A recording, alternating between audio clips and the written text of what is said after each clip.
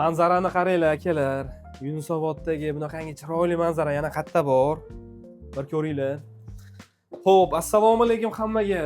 Mana bugun Yunusoboddagi 2 xonalik shinamgina xonadonimizga kelganmiz. Xonadonimizni obzorini bo'lsam boshlaymiz. Biz hozir turgan joyimiz oshxonamizdan boshlaymiz.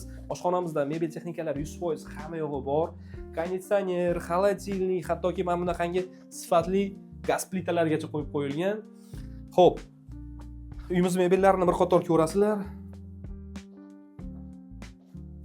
Uyimiz juda ham sifatli materiallardan, sifatli mebellardan foydalanib qurilgan. Uyimiz bu kirish qismi, koridorimiz. Koridordan kirganimizda ilk bor bizni prixoshka, hattoki bunaqangi skrytli garderobimiz kutib oladi.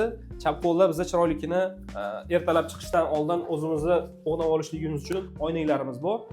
Kelganimizda o'ng qo'lda bizni birinchi bo'lib hojatxonamiz kutib oladi. Keyingisi bizda sanuzel. Juda ham sifatli mebellar bilan jihozlangan. So'ng bizni ro'paramizda bizni mehmonxonamiz joylashgan. Har bir xonadonimizda, har bir xonamizda bizni oynalarimiz bor. Bemalol yoritishda umuman muammo bo'lmaydi.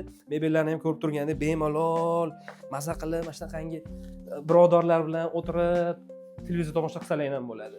Mebellarimiz sifatli, televizor Hoffman brendiga tegishli, juda ham sifatli mebel, konditsioner har bitta xonamizda mavjud, stullarimiz bemalol choy ichishlik uchun. Yotoqxonamizni ko'rib turganingizdek, shinamgina bitta yosh oila maza qilib yashaydigan xona. Manzilga keladigan bo'lsak, manzilimiz Yunusobod Manzara turar joy majmuasida joylashgan.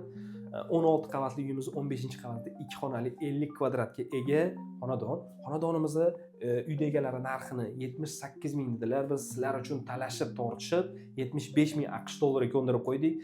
U chekka hududlarda ham hattoki uylarimizning narxi kvadratiga 1700, 1800 dan to'g'ri kelganda, bu xonadonimiz 1500 dollardan to'g'ri kelyapti.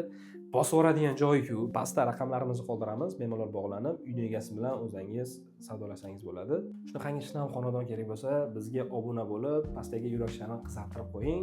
Albatta, uy so'ragan tanishingizga jo'natib qo'ying.